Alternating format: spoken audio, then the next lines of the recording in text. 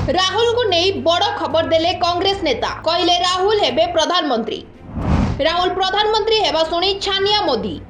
राहुल को पाई चिंता रे मोदी अमित शाह।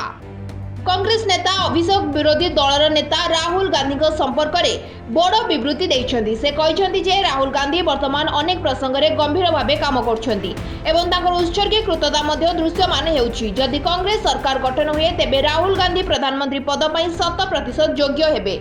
राहुल गांधी जो विवृत्ति दियंती ताकू बुझंती, से जहा कहंती ताहा करंती।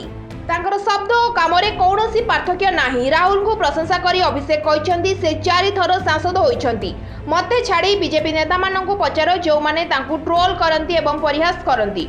वर्तमान सेही लोक माने राहुल को प्रशंसा करछन्ती। लोक माने हृदयंगम करछन्ती जे बीजेपी नेता माने जने सरल स्वच्छ एवं सचोट व्यक्ति को परिहास करछन्ती। राहुल गांधी को नहीं से आउरी मध्य कहिछन्ती जे लोकंक धारणा बदलुछि। राहुल जणे एमिति नेता जिए जहा कुहंती ताहा करिकि देखांती। जेतेबेले तांकु राहुल गांधी भविष्य विषय पचरा जाइथिला से कहिथिले जेतेबेले कांग्रेस क्षमता को आसीबो सेतेबेले राहुल गांधी ही प्रधानमंत्री हेबे।